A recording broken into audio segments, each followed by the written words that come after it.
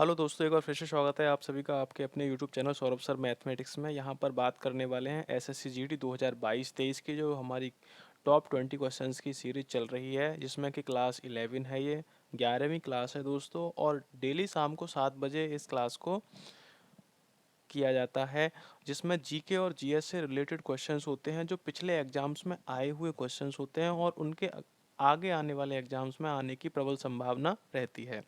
यदि आप SSC GD के अतिरिक्त और भी एग्जाम्स हैं जैसे KVS, Super TET, railway, police, SSC, SI, UPSI आदि एग्जाम्स की यदि आप तैयारी कर रहे हैं तो यह सेशन आपके लिए बहुत ही महत्वपूर्ण होने वाला है दोस्तों। तो दोस्तों, सेशन को अंत तक देखें, और अगर सेशन अच्छा लगता है तो लाइक ज़रूर करें, और चैनल पर पहली बार विजिट कर रहे हैं तो चैनल को सब्सक्राइब कर लें और पास में आए बेल आइकन को अवश्य दबा लें, जिससे कि आने वाले सेशन का नोटिफिकेशन आपको सबसे पहले मिले और आप अपनी तैयारी को हमारे साथ मिलकर अच्छे से कर सकें। इस सेशन में टॉप 20 क्वेश्चंस को कवर किया जाएगा, जिससे रिलेटेड जो भी फैक्ट्स होंगे दोस्तों उनको भी यहाँ पर क्लियर किया जाएगा। तो चलते हैं दोस्तों क्वेश्चंस की तरफ। क्वेश्चन नंबर आता है पहला, प्रथम आंग्ल सिख युद्ध 1845-46 एवं द्वितीय आंग्ल सिख युद्ध 1800, ये 1800 है दोस्तों, 1900 नहीं है, 1848-49 के समय पंजाब राज्य का शासक था। कौन था दोस्तों पंजाब राज्य का शासक? तो प्रथम आंग्ल सिख युद्ध हुआ था और द्वितीय आंग्ल सिख युद्ध हुआ था, उसके समय पंजाब राज्य का जो शासक था कौन था? ऑप्शंस दे रखे हैं। ऑप्शन ए है Khadak Singh, option B Naunihal Singh, option C Sher Singh, option D Dilip Singh. चार ऑप्शंस दिए हैं दोस्तों आपको। ऑप्शन को अगर आप कमेंट करना चाहते हो तो यहाँ पर आप कमेंट कर सकते हो। कमेंट करने का तरीका दोस्तों मैं आपको बता देता हूँ। क्वेश्चन नंबर 1 है तो 1 लिखेंगे, यदि इसका ए सही है तो ए, और बी सही है दोस्तों तो बी, और सी सही है दोस्तों तो सी, और डी सही है तो डी। चार ऑप्शन है, कोई सा भी ऑप्शन आप हमें कमेंट करके भेज सकते हैं। यदि आपका आंसर सही रहेगा तो आपके जो कमेंट होगा दोस्तों उसे चैनल की तरफ से लाइक किया जाएगा, और आपका अगर आंसर सही है तो उसको राइट कर दिया जाएगा दोस्तों।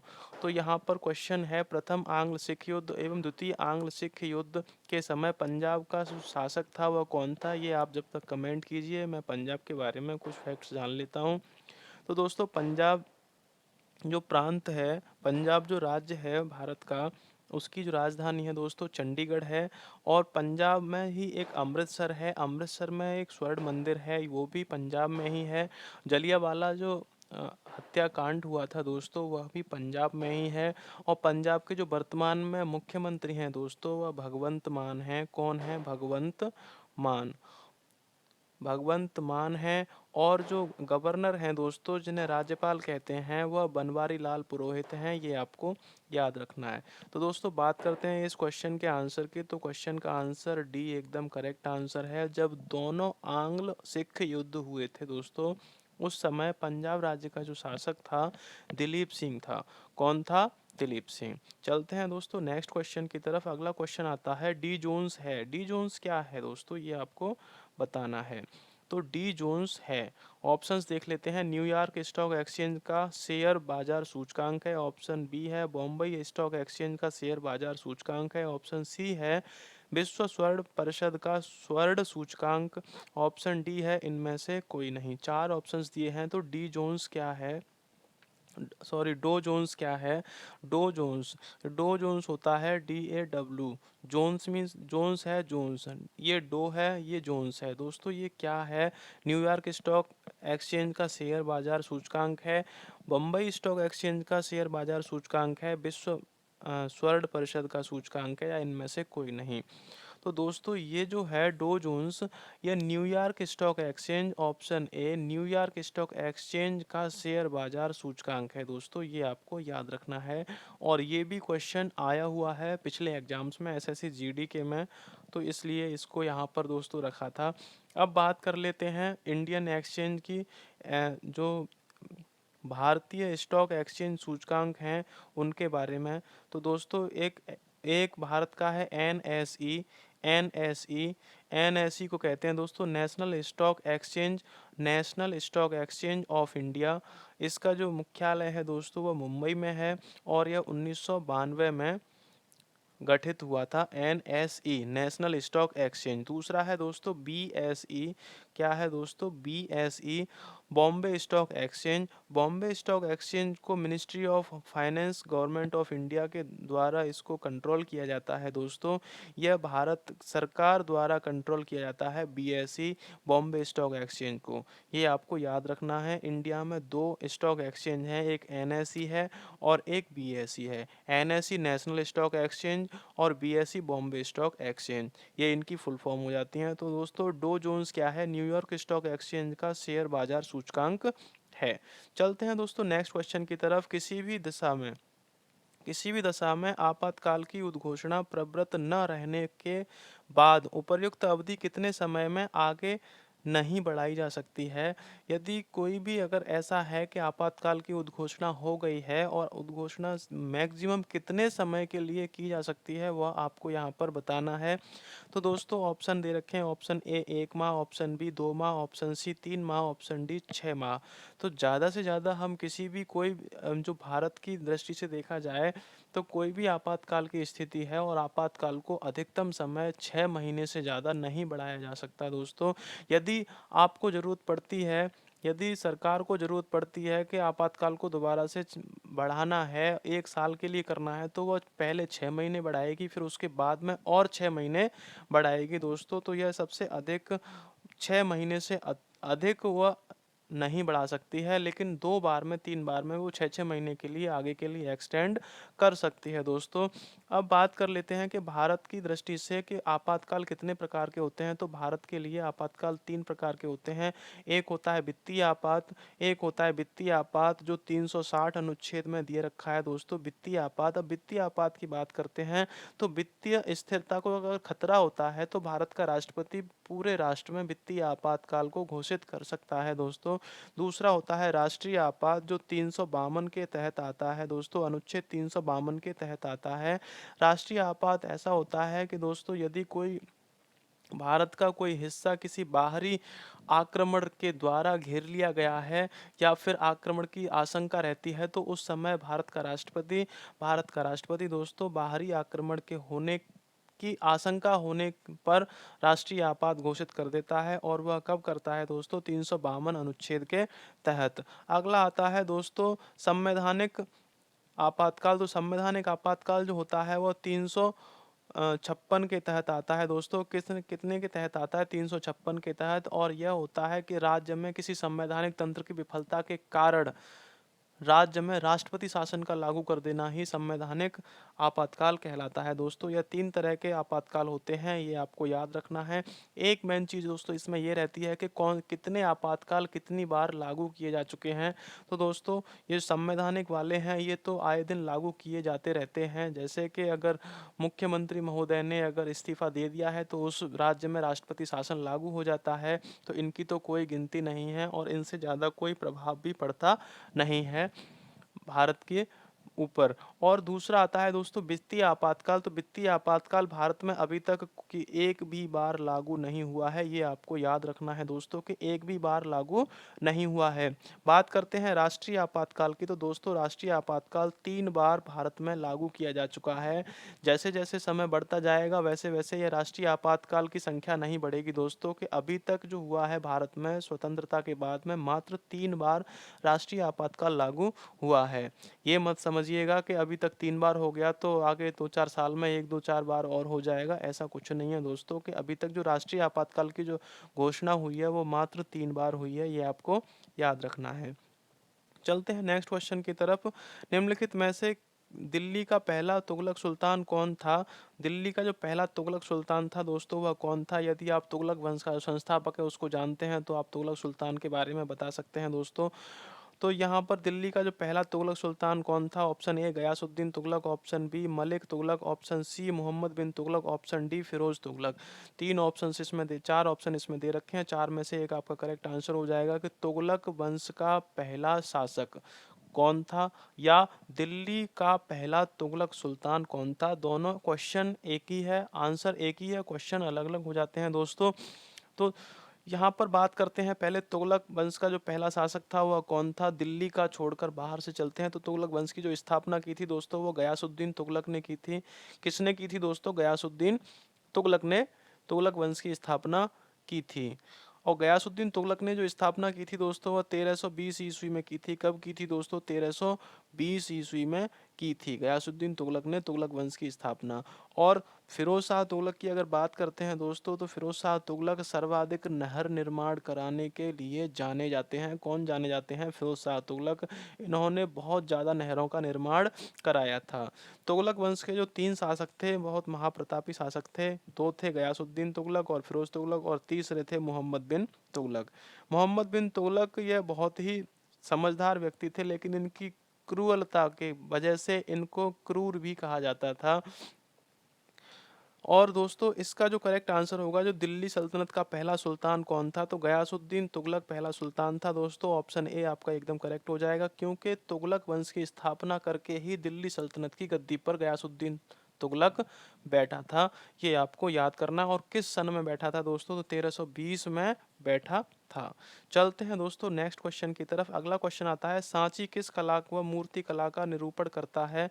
सांची किस कला व मूर्ति कला का निरूपण करता है? ऑप्शन ए है जैन धर्म, ऑप्शन बी बौद्ध, ऑप्शन सी मुस्लिम, ऑप्शन डी ईसाई। तो सांची किस कला व मूर्ति कला का निरूपण करता है ये आपको बताना है। ए बी सी डी जो भी ऑप्शन है आप कमेंट कर सकते हैं। कमेंट करने का आपको तरीका पता है। क्वेश्चन का नंबर डालना है 5 है। इसका ए है तो ए, बी है तो बी, सी है तो सी और डी है तो डी। 4 ऑप्शन है, एकदम से करेक्ट आंसर आपको कमेंट करना है दोस्तों। तो सांची किस मूर्ति कला से संबंधित है? जैन, बौद्ध, मुस्लिम, ईसाई। तो दोस्तों यहाँ पर करेक्ट आंसर हो जाएगा बौद्ध धर्म से संबंधित है सांची। सांची किससे संबंधित है दोस्तों? बौद्ध धर्म से संबंधित है। तो यहाँ पर बी ऑप्शन आपका एकदम करेक्ट हो जाएगा। और बौद्ध धर्म से याद आता है दोस्तों महात्मा बुद्ध। महात्मा बुद्ध जी का जो जन्म हुआ था दोस्तों 563 ईस्वी में हुआ था। कहाँ हुआ था दोस्तों? लुम्बिनी नेपाल में हुआ था। लुम्बिनी नेपाल में हुआ था दोस्तों। कहाँ हुआ था? नेपाल में, जो कि भारत की सीमा से 7 किलोमीटर दूर है दोस्तों। कहाँ है? भारत की सीमा से 7 किलोमीटर दूर है, जो आधुनिक नेपाल में पड़ती है। और दोस्तों इनका जो महापरिनिर्वाण हुआ था वह 483 ईस्वी में हुआ था। कब हुआ था दोस्तों? 483 ईस्वी में हुआ था दोस्तों। किसका दोस्तों हुआ था महापरिनिर्वाण? तो दोस्तों महात्मा बुद्ध का महापरिनिर्वाण 483 में। और कहाँ हुआ था दोस्तों? भारत में हुआ था। भारत में किस जगह हुआ था दोस्तों? तो कुशीनगर में हुआ था। किस जगह हुआ था? कुशीनगर में हुआ था। कुशीनगर कहाँ पड़ता है दोस्तों? तो उत्तर प्रदेश में पड़ता है दोस्तों। कहाँ पड़ता है? उत्तर प्रदेश में पड़ता है। बौद्ध धर्म की अगर हम बात करते हैं दोस्तों तो बौद्ध धर्म आगे चलकर जो 2 शाखाओं में बटा था, एक थी हीनयान और दूसरी थी दोस्तों महायान। कौन सी थी दोस्तों? महायान। 2 शाखाओं में यह बट गया था दोस्तों। और इसको विश्व का सबसे बड़ा धर्म कहा जाता है। क्या कहा जाता है दोस्तों? विश्व का सबसे बड़ा धर्म किसको कहा जाता है दोस्तों? बौद्ध धर्म को विश्व का सबसे बड़ा दूसरा धर्म कहा जाता है दोस्तों। सेकंड धर्म कहा जाता है दोस्तों। ये आपको याद रखना है कि विश्व का दूसरा सबसे बड़ा धर्म कौन सा है? तो बौद्ध धर्म विश्व का सबसे बड़ा दूसरा धर्म है। चलते हैं दोस्तों नेक्स्ट क्वेश्चन की तरफ। अनुलोम विवाह का अर्थ है। अनुलोम विवाह क्या होता है और प्रतिलोम विवाह क्या होता है ये यहाँ पर आपको देखने को मिलेगा। तो दोस्तों अनुलोम विवाह क्या है, अर्थ क्या है? ऑप्शन देख लेते हैं। उच्च वर्ण पुरुष का निम्न वर्ण नारी के साथ में विवाह। ऑप्शन बी है निम्न वर्ण पुरुष का उच्च वर्ण नारी के साथ में विवाह। ऑप्शन सी है उच्च वर्ण पुरुष का उच्च वर्ण नारी के साथ विवाह। ऑप्शन डी है निम्न वर्ण पुरुष का निम्न वर्ण नारी के साथ विवाह। तो यहाँ पर अनुलोम विवाह के बारे में बात की गई है दोस्तों। अनुलोम विवाह क्या होता है? और अनुलोम का उल्टा होता है दोस्तों। अनुलोम का उल्टा विलोम होता है दोस्तों। क्या होता है? अनुलोम का उल्टा प्रतिलोम होता है दोस्तों। क्या होता है? अनुलोम का उल्टा प्रतिलोम होता है। तो अनुलोम विवाह क्या होता है और प्रतिलोम विवाह क्या होता है यहाँ पर मैं आपको बताने वाला हूँ दोस्तों। अनुलोम विवाह जो होता है दोस्तों, अनुलोम विवाह जो होता है, अनुलोम विवाह उच्च वर्ण पुरुष का निम्न वर्ण नारी के साथ में जो विवाह होता है वो अनुलोम विवाह होता है। ऑप्शन ए एकदम करेक्ट हो जाएगा दोस्तों। इसका जो अनुलोम विवाह होता है उच्च वर्ण पुरुष का निम्न वर्ण पुरुष नारी के साथ में जो विवाह होता है वह अनुलोम विवाह होता है। और प्रतिलोम जो विवाह होता है दोस्तों वह निम्न वर्ण पुरुष का उच्च वर्ण नारी के साथ में विवाह होता है। ये ऑप्शन बी जो है यह प्रतिलोम विवाह का अर्थ है। ऑप्शन ए जो है वह अनुलोम विवाह का अर्थ है दोस्तों। यानी कि उच्च वर्ण की नारी के साथ में निम्न वर्ण के पुरुष का अगर विवाह हो जाता है तो वह प्रतिलोम विवाह होता है, और उच्च वर्ण पुरुष के साथ में निम्न वर्ण नारी का अगर विवाह होता है दोस्तों, वह अनुलोम विवाह होता है। चलते हैं दोस्तों नेक्स्ट क्वेश्चन की तरफ। भारतीय वस्त्रों के प्रमुख निर्यात की वस्तु बनाने का श्रेय किसे जाता है? भारतीय वस्त्रों को प्रमुख निर्यात की वस्तु बनाने का श्रेय किसको जाता है दोस्तों? अंग्रेजों को जाता है क्या? ऑप्शन ए है, ऑप्शन बी डच या हॉलैंड वासियों को जाता है, ऑप्शन सी है फ्रांसीसियों को जाता है, या ऑप्शन डी पुर्तगालियों को जाता है। चार ऑप्शंस दिए हैं, चार में से आपको करेक्ट आंसर बताना है दोस्तों कि भारत में भारतीय वस्त्रों को प्रमुख निर्यात की वस्तु बनाने का श्रेय किसको जाता है? अंग्रेजों को, डचों को, फ्रांसीसियों को या पुर्तगालियों को?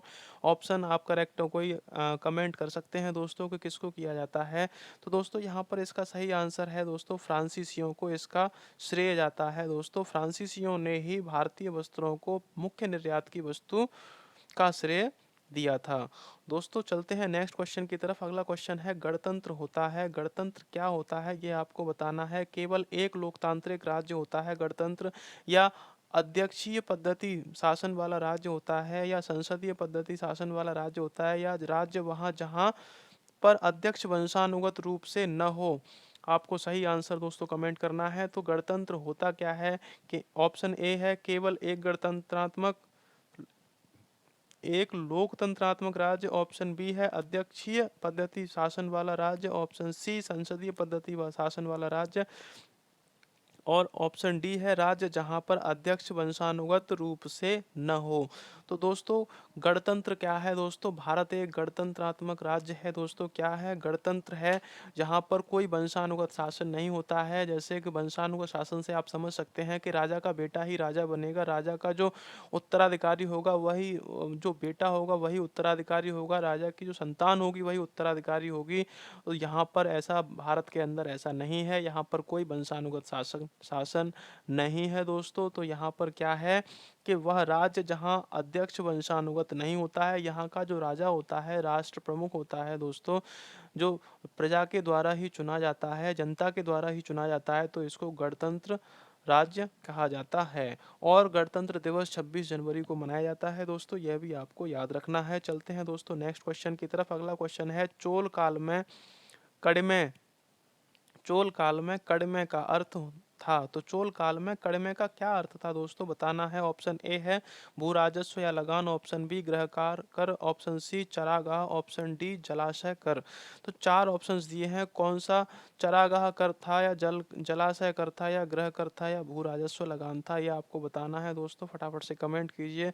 चोल वंश की यहाँ पर बात की गई है दोस्तों, तो चोल वंश के बारे में थोड़ा सा जान लेते हैं।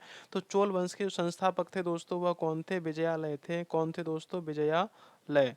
कौन थे दोस्तों? चोल वंश के संस्थापक विजयालय थे। विजयालय ने ही चोल वंश की स्थापना की थी। और चोलों की जो राजधानी थी दोस्तों वह तंजावुर थी। कौन सी थी? तंजावुर। आपको याद रखनी है दोस्तों, चोल वंश की जो राजधानी थी वह तंजावुर थी, और चोल वंश के जो संस्थापक थे वह विजयालय थे। अब बात करते हैं यहाँ पर कि कड़मे का अर्थ क्या है दोस्तों। तो कड़मे का अर्थ है भू राजस्व या लगान। भू राजस्व या लगान को कड़मे कहा जाता था चोल वंश में, ये आपको याद रखना है। और जो चोल वंश था दोस्तों वो दक्षिण भारत में चोल वंश की स्थापना हुई थी, कर्नाटक राज्य में। अगला चलते हैं दोस्तों, नेक्स्ट क्वेश्चन आता है भारतीय रिजर्व बैंक का कार्य नहीं है। तो कौन सा कार्य ऐसा है जो भारतीय रिजर्व बैंक का नहीं है? करेक्ट आंसर आपको बताना है दोस्तों। ऑप्शन ए है नोट निर्गमन, ऑप्शन बी है बैंकों का बैंक, ऑप्शन सी है सरकार का बैंक, ऑप्शन डी है जनता से जमा स्वीकार करना। जनता से जमा स्वीकार करना है, नोट निर्गमन है, बैंकों का बैंक है, सरकार का बैंक है। आपको यह बताना है कि भारतीय रिजर्व बैंक का कौन सा कार्य नहीं है। एक कार्य दोस्तों इसमें ऐसा है जो भारतीय रिजर्व बैंक का नहीं है। आप कमेंट कीजिए जब तक अपना आंसर, मैं आपको इसके कुछ फैक्ट्स हैं उनसे रूबरू करा देता हूं दोस्तों। तो जो आरबीआई यानी भारतीय रिजर्व बैंक की जो स्थापना हुई थी दोस्तों वह 1 अप्रैल 1935 में हुई थी दोस्तों। कब हुई थी? 1935 में हुई थी। और कहाँ हुई थी दोस्तों? कोलकाता में हुई थी। कहाँ हुई थी दोस्तों? कोलकाता कोलकाता में हुई थी। 1 अप्रैल 1935 में हुई थी दोस्तों, कोलकाता में हुई थी। और इसका जो राष्ट्रीयकरण हुआ था दोस्तों 1 जनवरी, कब हुआ था दोस्तों? 1 जनवरी 1949 में इसका राष्ट्रीयकरण हुआ था दोस्तों। कब हुआ था? 1 जनवरी 1949 में आरबीआई का राष्ट्रीयकरण हुआ था। और इसका मुख्यालय दोस्तों कहाँ पर है? तो मुंबई में इसका मुख्यालय है। मुख्यालय कहाँ पर है दोस्तों? तो मुंबई में इसका मुख्यालय है। और जो इसके अभी वर्तमान में जो गवर्नर हैं दोस्तों वह शक्तिकांत दास हैं। कौन है दोस्तों? शक्तिकांत दास हैं, जो 2024 तक शक्तिकांत दास ही रहेंगे। ये आपको याद रखना है दोस्तों। तो भारतीय रिजर्व बैंक का कौन सा कार्य नहीं है? तो जनता से जमा स्वीकार करना, जनता से जमा स्वीकार करना, यानी सीधे डायरेक्ट वे में ये जनता से धन जमा नहीं कराती है। और यह बैंकों का बैंक है दोस्तों, यह सरकार का बैंक है, बैंकों का भी बैंक है। और नोट निर्गमन करता है दोस्तों, क्या करता है? नोट भी निर्गमन करता है, नोट भी निकालता है। बैंकों का बैंक भी है, सरकार का बैंक भी है। और यह जनता से जमा स्वीकार नहीं करता है, ये आपको याद रखना है। चलते हैं दोस्तों नेक्स्ट क्वेश्चन की तरफ। भारत में जूट का अधिकतम क्षेत्र कहाँ पर है? तो जूट का जो अधिकतम क्षेत्र है वह कहाँ पर है, ये आपको बताना है। ऐसा नहीं है दोस्तों, यदि आप भारत भ्रमण करोगे तभी आपको पता चलेगा कि सबसे ज़्यादा जूट कहाँ होता है, सबसे ज़्यादा आलू कहाँ होते हैं, सबसे ज़्यादा मटर कहाँ होती है। ये आपको पता करने के लिए तो अब तो घर बैठे ही आप ऑनलाइन क्लासेस करते रहिए और सब पता चलता रहता है कि कौन सी चीज़ कहाँ है, किसके लिए प्रसिद्ध है, कौन सी जगह किसके लिए प्रसिद्ध है दोस्तों। तो यहाँ पर देखते हैं भारत में जूट का अधिकतम क्षेत्र कहाँ पर है। असम है, बिहार है, उड़ीसा है, पश्चिम बंगाल है। Option A Assam, option B Bihar, option C Orissa, option D Paschim Bengal. 4 options दिए हैं। और भारत में जूट का अधिकतम क्षेत्र कहाँ पर है दोस्तों? फटाफट से कमेंट करके आप हमें बता सकते हैं, जल्दी से बताइए दोस्तों। तो दोस्तों इसका जो करेक्ट आंसर हो जाएगा ऑप्शन डी पंजाब हो जाएगा, क्या पश्चिम बंगाल हो जाएगा, सॉरी दोस्तों। और क्या हो जाएगा? ऑप्शन डी पश्चिम बंगाल हो जाएगा इसका करेक्ट आंसर। पश्चिम बंगाल की जो दोस्तों राजधानी है वो कोलकाता है। कौन सी है राजधानी दोस्तों? कोलकाता। कौन सी है राजधानी? कोलकाता है पश्चिम बंगाल की राजधानी। और पश्चिम बंगाल में जो दोस्तों ये राज्य है, इसमें कुल 23 ज़िले हैं। कितने ज़िले हैं दोस्तों? 23 ज़िले हैं। कितने ज़िले दोस्तों? 23 ज़िले। यहाँ की जो सीएम है दोस्तों वह ममता बनर्जी हैं। कौन है? ममता बनर्जी। कौन है? ममता बनर्जी। कौन है दोस्तों? ममता बनर्जी मुख्यमंत्री हैं पश्चिम बंगाल की। और हावड़ा ब्रिज भी कोलकाता में ही है दोस्तों। कोलकाता कहाँ की राजधानी है? पश्चिम बंगाल की है। पहले इसे कलकत्ता के नाम से जाना जाता था, लेकिन दोस्तों इसका नाम बदलकर कोलकाता कर दिया गया है। और इसके जो राज्यपाल हैं दोस्तों वो ला गणेशन हैं। कौन है दोस्तों? ला गणेशन। ये आपको याद रखना है दोस्तों। तो सबसे ज़्यादा जूट का अधिकतम क्षेत्र कहाँ पर है दोस्तों? वह पश्चिम बंगाल में है। और पश्चिम बंगाल में भी दोस्तों ये दुनिया का सबसे बड़ा डेल्टा है सुंदरबन, जो ब्रह्मपुत्र और गंगा नदी के मिलकर बना है। चलते हैं दोस्तों नेक्स्ट क्वेश्चन पर। अगला क्वेश्चन आता है, क्वेश्चन नंबर 12 है, रुपए को चालू खातों में पूर्ण परिवर्तनीय कब घोषित किया गया था दोस्तों? कब घोषित किया गया था पूर्ण परिवर्तनीय रुपए को चालू खातों में? ऑप्शंस दे रखे हैं। ऑप्शन ए है 19 अगस्त 1992 को, ऑप्शन बी है 19 अगस्त 1994 को, ऑप्शन सी है 30 मार्च 1994 को, ऑप्शन डी है 30 मार्च 1995 को। 4 ऑप्शंस दिए हैं, फटाफट से आप अपना आंसर कमेंट करिए दोस्तों के जो चालू खातों में पूर्ण परिवर्तनीय कब घोषित किया गया था। तो यहाँ पर दोस्तों बात करते हैं चालू खाते की। तो चालू खातों की एक खासियत होती है दोस्तों, उस खाते में कितना भी धन आप डाल लोगे उस पर इंटरेस्ट नहीं लगता है दोस्तों। और आप एक दिन में कितने भी ट्रांजैक्शन करेंगे आपको ट्रांजैक्शन चार्ज नहीं देना पड़ेगा। आप एक दिन में 10 बार 20 बार जितने भी बार आप इसमें पैसे जमा कर सकते हैं, और जितनी बार आप चाहो उतनी बार पैसे का ट्रांजैक्शन कर सकते हैं, निकाल सकते हैं, जमा कर सकते हैं दोस्तों। इसमें कोई ट्रांजैक्शन नहीं लगता है। अगर आप सेविंग अकाउंट में यानी कि सावधि जमा खाते में या फिर सेविंग अकाउंट में जमा करते हैं, निकालते हैं, तो उस पर अतिरिक्त ट्रांजैक्शन के लिए अतिरिक्त प्रभार लगता है दोस्तों। लेकिन चालू खातों में ऐसा नहीं होता है। तो रुपए को चालू खातों में पूर्ण परिवर्तनीय कर घोषित कब किया गया था दोस्तों? फटाफट से आप अपना कमेंट में आंसर आपने दे दिया होगा। तो दोस्तों 19 अगस्त 1994, 19 अगस्त 1994 को चालू खातों में पूर्ण परिवर्तनीय घोषित कर दिया था दोस्तों। कब किया था? 19 अगस्त 1994 को। रुपए को। चलते हैं दोस्तों नेक्स्ट क्वेश्चन की तरफ। यदि किसी सामान्य विधेयक पर राज्यसभा तथा लोकसभा के बीच गतिरोध आता है, राज्यसभा और लोकसभा के बीच में जो गतिरोध आता है कि राज्यसभा कहती है कुछ और लोकसभा कहती है कुछ और, राज्यसभा पक्ष में होती है, लोकसभा विपक्ष में होती है, तो उसका समाधान कौन करेगा दोस्तों, ये आपको बताना है कि उसका समाधान कौन करेगा। तो फटाफट से दोस्तों कमेंट करेंगे। ऑप्शन ए दे रखा है राष्ट्रपति, ऑप्शन बी मंत्रिपरिषद, ऑप्शन सी संसद का संयुक्त सत्र, ऑप्शन डी उच्च न्यायालय। दोस्तों तो फटाफट से आप अपना आंसर कमेंट कीजिए कि इसमें कौन जो है समाधान कौन करेगा। तो दोस्तों A B C D 4 option दिए हैं, ये 4 ऑप्शंस में से आपको सही ऑप्शन कमेंट करना है। फटाफट से कमेंट कर दीजिए दोस्तों।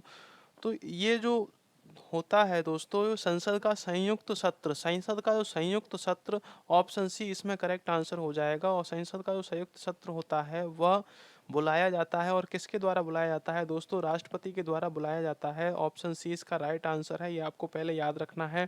और संसद का संयुक्त सत्र कौन बुलाता है, तो राष्ट्रपति बुलाता है। जो भी गतिरोध होता है उसको मिलकर आपस में संसद के संयुक्त सत्र में उस गतिरोध को दूर किया जाता है दोस्तों। और यहाँ पर बात करते हैं अब राज्यसभा की। तो राज्यसभा में 245 सीटें हैं, जिसमें 12 जो प्रतिनिधि होते हैं वो मनोनीत किए जाते हैं राष्ट्रपति महोदय के द्वारा, और 233 निर्वाचित होकर जाते हैं। और लोकसभा की अगर बात करते हैं तो लोकसभा में 545 सीटें हैं, 545 प्रतिनिधि होते हैं, और जिसमें 543 निर्वाचित होकर जाते हैं और 2 राष्ट्रपति द्वारा मनोनीत किए जाते हैं। दूसरा आपको बता दें दोस्तों, राज्यसभा जो होती है स्थायी सदन होती है, ये आपको हमेशा याद रखना है, और लोकसभा अस्थायी सदन होती है। लोकसभा को भंग किया जा सकता है लेकिन राज्यसभा को भंग नहीं किया जा सकता, ये आपको याद रखना है। चलते हैं दोस्तों नेक्स्ट क्वेश्चन की तरफ। अगला क्वेश्चन आता है, आर्थिक नियोजन एक अनिवार्य अभिलक्षण है। आर्थिक नियोजन क्या है, एक अनिवार्य अभिलक्षण है। ऑप्शंस दे रखे हैं किसका, मिश्रित अर्थव्यवस्था का, द्विविध अर्थव्यवस्था का, समाजवादी अर्थव्यवस्था का, या पूंजीवादी अर्थव्यवस्था का। यहाँ पे 4 ऑप्शंस दिए हैं, फटाफट से कमेंट करिए दोस्तों अपना आंसर। दोस्तों यदि वीडियो अच्छा लगता है तो लाइक शेयर कमेंट जरूर करें, और चैनल पर पहली बार विजिट कर रहे हैं चैनल को सब्सक्राइब कर लें, और पास में बेल आइकन को अवश्य दबाएं, जिससे कि आने वाले वीडियो का नोटिफिकेशन आपको मिल सके और आप अपनी तैयारी को बेहतर बना सकें। इस चैनल के माध्यम से मैथमेटिक्स की भी तैयारी स्टार्टिंग से कराई जाती है दोस्तों, जो कि बिल्कुल बेसिक से लिया जाता है, और ट्रिक्स भी बताई जाती हैं, और मेथड भी अच्छे अच्छे बताए जाते हैं दोस्तों। तो वीडियो को अगर आप देखना चाहते हैं तो चैनल पर जो वीडियो हैं समय समय पर अपलोड किए जाते हैं दोस्तों, तो चैनल पर बने रहें, चैनल को सब्सक्राइब जरूर कर लें। तो आर्थिक नियोजन एक अनिवार्य अभिलक्षण है दोस्तों, किसका अभिलक्षण है, मिश्रित अर्थव्यवस्था का, द्विविध अर्थव्यवस्था का, समाजवादी अर्थव्यवस्था का, या पूंजीवादी अर्थव्यवस्था का। 4 ऑप्शंस दिए हैं, 4 ऑप्शंस में से आपको एक ऑप्शन करेक्ट है दोस्तों, फटाफट से आंसर अपना दीजिए। तो दोस्तों इसका जो करेक्ट आंसर है समाजवादी अर्थव्यवस्था का है। आर्थिक नियोजन एक अनिवार्य विलक्षण समाजवादी अर्थव्यवस्था का है। और समाजवादी अर्थव्यवस्था जो होती है दोस्तों, इसकी जो स्थापना की थी वह कार्ल मार्क्स ने की थी। किसने की थी दोस्तों, कार्ल मार्क्स ने की थी। और किसमें की थी दोस्तों, इसकी जो चर्चा हुई थी वह कार्ल मार्क्स की जो पुस्तक है दास कैपिटल, उसमें इसकी चर्चा हुई थी। किसकी चर्चा हुई थी दोस्तों, समाजवादी अर्थव्यवस्था की चर्चा हुई थी। दूसरी आती है दोस्तों यहाँ पर मिश्रित अर्थव्यवस्था। मिश्रित अर्थव्यवस्था से आपको पता चलता है कि भारत की जो अर्थव्यवस्था है वह मिश्रित अर्थव्यवस्था है। इसमें निजी और सार्वजनिक दोनों उपक्रमों को साथ में लेकर चला जाता है दोस्तों, मिश्रित अर्थव्यवस्था है। और भारत की जो अर्थव्यवस्था है वह कृषि पर आधारित अर्थव्यवस्था, पशुपालन पर आधारित अर्थव्यवस्था है। ये आपको दोस्तों याद रखना है। और दूसरा जो मिश्रित अर्थव्यवस्था की जो दोस्तों गठन किया था, मिश्रित अर्थव्यवस्था के जो जनक हैं दोस्तों वह हैं एडम स्मिथ। दोस्तों कौन है, एडम स्मिथ, ये भी आपको याद रखना है। चलते हैं दोस्तों नेक्स्ट क्वेश्चन की तरफ। भारतीय अगला आता है क्वेश्चन नंबर 15 है दोस्तों, भारतीय संविधान में राज्य के नीति निर्देशक तत्वों की संकल्पना किस देश के संविधान पर आधारित है। ऑप्शंस दे रखे हैं दोस्तों, option France A, option B Ireland, option C Japan, option D पूर्व सोवियत संघ, इसको रूस के नाम से भी जाना जाता है दोस्तों। तो यहाँ पर फ्रांस है, आयरलैंड है, जापान है, और पूर्व सोवियत संघ है। दोस्तों यदि आपने हमारे पिछले सेशंस को अगर अच्छे से देखा है तो इसका आंसर आप अच्छी तरह भली भांति दे सकते हैं दोस्तों। और आपको ये पता भी होगा कि इसका आंसर क्या है, कि राज्य के नीति निर्देशक तत्वों की संकल्पना किस देश से ली गई है। फ्रांस से है, आयरलैंड से है, जापान से है, या पूर्व सोवियत संघ से है। कहाँ से ली गई है ये आप बिल्कुल निश्चिंत होकर बता सकते हैं यदि आपने हमारे पहले सेशंस को देख रखा है, जो सेशंस आज तक चले हुए हैं। आज ये 11वां सेशन है, इससे पहले 10 सेशंस कंप्लीट हो चुके हैं। यदि आपने नहीं देखे हैं तो उनमें भी महत्वपूर्ण प्रश्न हैं दोस्तों, उन्हें आप देख सकते हैं। तो और वो भी अच्छी तरह इसी तरह जो भी क्वेश्चन से रिलेटेड फैक्ट हैं उनको भी डिस्कस किया गया है दोस्तों, तो उन सेशंस को भी आप ज़रूर देखें। ये क्लास 11 है और इसी तरह से आपको शाम को 7 बजे क्लासेस मिलती रहेंगी। 11 के बाद 12, 13, 14, जब तक आपका एग्ज़ाम नहीं होगा तब तक ये क्लासेस चलती रहेंगी। अगर विशेष कोई एग्ज़ाम आता है तो उससे रिलेटेड भी यहाँ पर आपको क्लासेस देखने को मिलेंगी दोस्तों। तो यहाँ भारतीय संविधान में राज्य के नीति निर्देशक तत्वों की संकल्पना जो ली गई है दोस्तों, वह ऑप्शन बी आयरलैंड से ली गई है दोस्तों। कहाँ से ली गई है? आयरलैंड के संविधान से राज्य के नीति निर्देशक तत्वों की संकल्पना ली गई है। अब बात करते हैं दोस्तों, यहाँ पर पूर्व सोवियत संघ है, रूस है। रूस से क्या लिया गया है? तो दोस्तों रूस से मौलिक कर्तव्यों को लिया गया है। क्या लिया गया है दोस्तों? मौलिक कर्तव्यों को लिया गया है। बात करते हैं यहाँ फ्रांस की। फ्रांस की अगर बात करते हैं दोस्तों, तो फ्रांस से जो लिया गया है वो गणतंत्रात्मक प्रणाली को लिया गया है। क्या लिया गया है दोस्तों? गणतंत्रात्मक प्रणाली को। अब ऑप्शन आता है सी जापान। जापान से दोस्तों क्या लिया गया है? तो जापान से विधि द्वारा स्थापित प्रक्रिया को जापान से लिया गया है। यहाँ पर चारों ऑप्शन हैं, चारों ऑप्शन से चारों देशों के संविधान से कुछ न कुछ भारत के संविधान में सम्मिलित किया गया है। और यहाँ पर एक फैक्ट आपको बता दिया जाए दोस्तों कि भारत का जो संविधान है सबसे बड़ा लिखित संविधान है। कैसा संविधान है? सबसे बड़ा लिखित संविधान है। और इसकी प्रकृति कैसी है? तो यह आंशिक आंशिक कठोर और आंशिक लचीला है दोस्तों। अंशतः कठोर और अंशतः लचीला संविधान है। चलते हैं दोस्तों नेक्स्ट क्वेश्चन की तरफ। चरक और नागार्जुन किसके दरबार की शोभा थे? तो चरक और नागार्जुन किसके दरबार की शोभा थे? ऑप्शन ए है कनिष्क के दरबार की शोभा थे। ऑप्शन बी है चंद्रगुप्त मौर्य के दरबार की शोभा थे। ऑप्शन सी है अशोक के दरबार की सेवा थे। ऑप्शन डी है समुद्रगुप्त के दरबार की शोभा थे। दोस्तों यहाँ पर फटाफट से आपको कमेंट करना है जो भी आंसर है इसका। क्या चरक और नागार्जुन कनिष्क के दरबार की शोभा थे? Option A. Option B Chandragupta के दरबार की शोभा थे। ऑप्शन सी अशोक के दरबार की शोभा थे। ऑप्शन डी समुद्रगुप्त के दरबार की शोभा थे। किसके दरबार की शोभा थे? तो दोस्तों चरक और नागार्जुन जो थे वह कनिष्क के दरबार की शोभा थे, यानी कनिष्क के दरबार में यह रहते थे। कौन? चरक और नागार्जुन। अब कनिष्क कौन था दोस्तों? कनिष्क कुषाण राजवंश के राजा थे। कनिष्क जो थे कुषाण राजवंश के राजा थे। किसके राजवंश के राजा थे? कुषाण। कुषाण राजवंश के राजा थे दोस्तों। कौन थे राजा? कनिष्क। और कनिष्क की जो राजधानी थी, कुषाण राजवंश की जो राजधानी थी वह पुरुषपुर थी दोस्तों। क्या थी? पुरुषपुर। क्या थी दोस्तों? पुरुषपुर जो थी वह राजधानी थी। इनका जो जन्म हुआ था कनिष्क का वह पेशावर में हुआ था। और पेशावर कहाँ पर है दोस्तों? वह पाकिस्तान में है। और यह बौद्ध धर्म के अनुयायी थे दोस्तों। किसके अनुयायी थे? बौद्ध धर्म के अनुयायी थे। कौन थे दोस्तों यह? बौद्ध धर्म के अनुयायी। तो कनिष्क जो थे वह बौद्ध धर्म के अनुयायी थे। ये आपको दोस्तों याद रखना है। चलते हैं दोस्तों नेक्स्ट क्वेश्चन की तरफ। अगला क्वेश्चन आता है राष्ट्रीय राजमार्ग कहाँ राजमार्ग संख्या 7 नहीं गुजरता है? तो कहाँ से नहीं गुजरता है ये आपको बताना है। NH7 है, इसको शॉर्ट में बोलते हैं नेशनल हाईवे 7। राष्ट्रीय राजमार्ग संख्या 7 नहीं गुजरता है। तो मध्य प्रदेश से नहीं गुजरता है क्या? कर्नाटक से नहीं गुजरता है क्या? महाराष्ट्र से नहीं गुजरता है क्या? या केरल से नहीं गुजरता है? तो चार ऑप्शंस में से कहाँ से नहीं गुजरता है ये आपको बताना है दोस्तों। बात करते हैं राष्ट्रीय राजमार्ग 7 की। तो राष्ट्रीय राजमार्ग का नाम बदलकर दोस्तों NH44 रख दिया गया है दोस्तों। क्या रख दिया गया है? NH44। NH44 इसका नाम बदलकर दोस्तों रख दिया गया है। NH44 के नाम से अब यह जाना जाता है दोस्तों। और यह कितने राज्यों से होकर गुजरता है दोस्तों? यह 6 स्टेट से होकर गुजरता है। कहाँ से? 6 स्टेट से होकर गुजरता है दोस्तों। कौन कौन से स्टेट हैं आपको मैं बता दूं। यूपी है, उत्तर प्रदेश है, MP है, मध्य प्रदेश है, महाराष्ट्र है, MH महाराष्ट्र है दोस्तों, आंध्र प्रदेश है, आंध्र प्रदेश AP है, और दोस्तों कर्नाटक है दोस्तों, और लास्ट है दोस्तों तमिलनाडु। तमिलनाडु ये 6 राज्यों से होकर गुजरता है दोस्तों NH44 या NH7। तो यहाँ पर दोस्तों इन राज्यों में से कौन सा नहीं है? तो मध्य प्रदेश से दोस्तों यह होकर गुजरता है, कर्नाटक से यह होकर गुजरता है दोस्तों, महाराष्ट्र से भी यह होकर गुजरता है दोस्तों, केरल से होकर नहीं गुजरता है।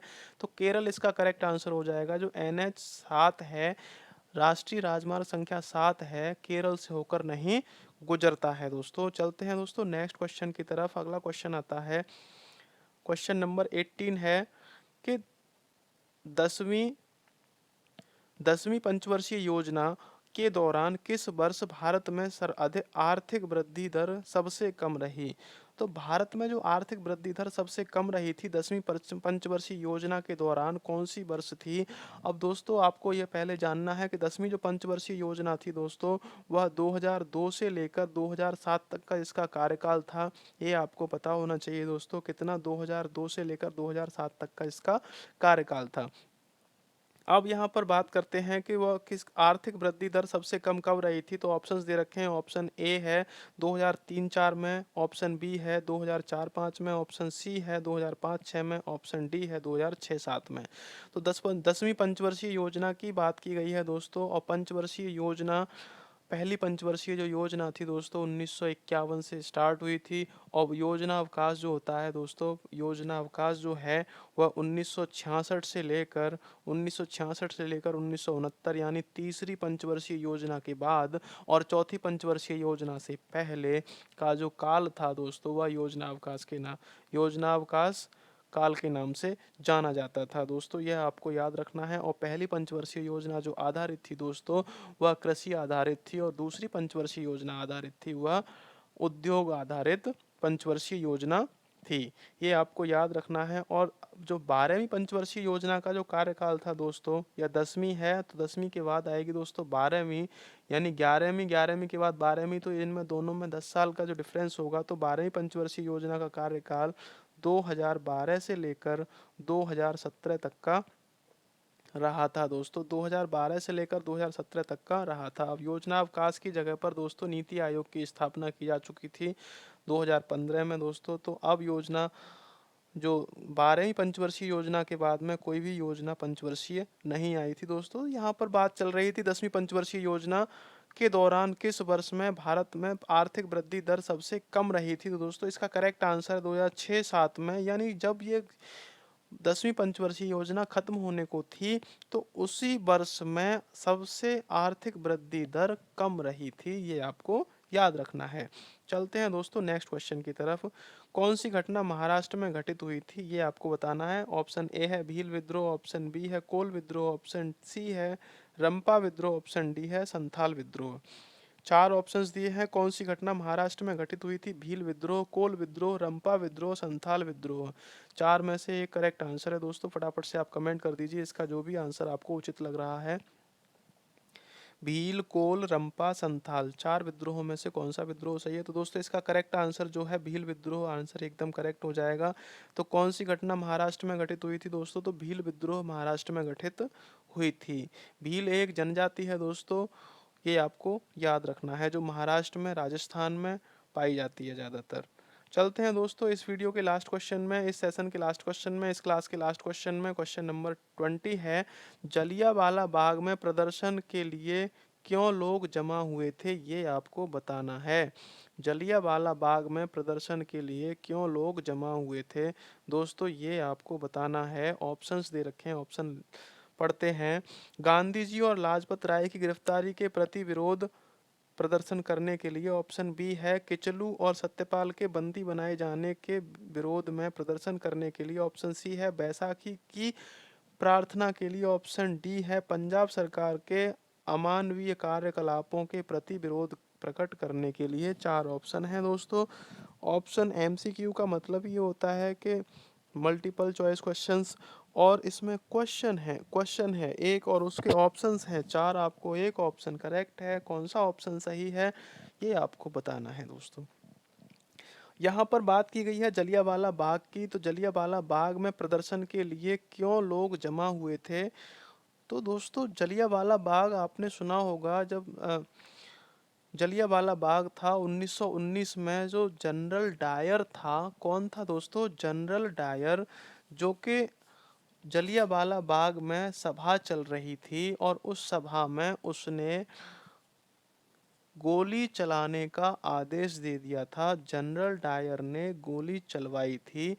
और जो जलियांवाला बाग दोस्तों कहाँ पर है? यह पंजाब प्रांत के अमृतसर शहर के पास स्वर्ण मंदिर के नज़दीक ये जलियांवाला बाग था दोस्तों। यहाँ पर बैसाखी के दिन, जो बैसाखी होती है दोस्तों, उसके दिन किचलू और सत्यपाल के बंदी बनाए जाने के विरोध में प्रदर्शन हो रहा था। क्या हो रहा था दोस्तों? प्रदर्शन हो रहा था।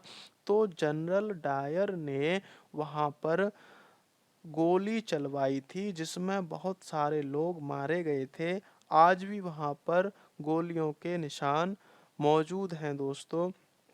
और उस समय जनरल डायर ने माइकल डायर को इसकी सूचना दी और उसे बोला कि इन्होंने मेरे ऊपर मेरे ऊपर दोस्तों हमला किया था, इस वजह से गोली चलवाई। तो माइकल डायर ने इसकी बहुत सराहना की थी कि यह तुमने जो एक्शन लिया था वह बहुत सही लिया था। उस समय लॉर्ड चेम्सफोर्ड का शासन था। लॉर्ड चेम्सफोर्ड का शासन था दोस्तों, ये आपको याद रखना है। और एक और इसकी कहानी बताता हूँ दोस्तों कि ऊधम सिंह जो थे, उन्हें भी उस समय जलियांवाला बाग में गोली लगी थी, वह भी घायल हुए थे। लेकिन उन्होंने ठान लिया था कि इसका बदला वह लेकर रहेंगे। तो उन्होंने क्या काम किया था दोस्तों? 1940 में लंदन में जाकर ऊधम सिंह ने माइकल डायर को गोली मार दी थी। तो यह दोस्तों उन्होंने बदला लिया था। तो दोस्तों यह जलियांवाला बाग हत्याकांड जो हुआ था, वह जनरल डायर ने गोली चलवाई थी। और माइकल डायर जो था वो जनरल डायर के ऊपर था। और जनरल डायर किन्हीं कारणों से पहले ही खत्म हो चुका था। ऊधम सिंह ने माइकल डायर को 1940 में अपनी गोली से मार दिया था दोस्तों। तो यहाँ पर जो ऑप्शन का जो है आपका बी एकदम करेक्ट आंसर है। किचलू और सत्यपाल के बंदी बनाए जाने के विरोध में प्रदर्शन कर रहे थे। किस दिन प्रदर्शन कर रहे थे दोस्तों? बैसाखी वाले दिन प्रदर्शन कर रहे थे दोस्तों। कब कर रहे थे? बैसाखी वाले दिन प्रदर्शन कर रहे थे दोस्तों। आपने एक नाम सुना होगा, भगत सिंह अगले ही दिन अपने विद्यालय न जाकर 12 किलोमीटर पैदल चलकर वह जलियांवाला बाग में यह घटना देखने गए थे दोस्तों। तो वह इससे बहुत ज़्यादा दुखी हुए थे दोस्तों, ये आपको याद रखना है। तो दोस्तों ये थे टॉप 20 क्वेश्चंस जो कि इस सेशन में थे, इस क्लास में थे, 11th क्लास में। अब आगे नेक्स्ट आपसे मिलेंगे हम आगे आने वाली क्लास में, जो कि हमारी 12वीं क्लास होगी दोस्तों। कैसी लगी क्लास? अगर अच्छी लगी तो लाइक ज़रूर करें दोस्तों। अगर इसके ऑप्शंस को आप कमेंट करते हैं और आपका ऑप्शन सही है तो उसको लाइक किया जाएगा दोस्तों चैनल की तरफ से। यदि चैनल पर पहली बार विजिट कर रहे हैं तो चैनल को सब्सक्राइब जरूर कर लें और पास में बेल आइकन को जरूर दबा लें, जिससे कि आने वाले लाइव सेशन या क्लास का नोटिफिकेशन आपको मिल सके और आप अपनी तैयारी को हमारे साथ मिलकर अच्छे से बना सकें दोस्तों। मिलते हैं तब तक नेक्स्ट वीडियो में, नेक्स्ट सेशन में, नेक्स्ट क्लास में। तब तक के लिए टाटा बाय बाय।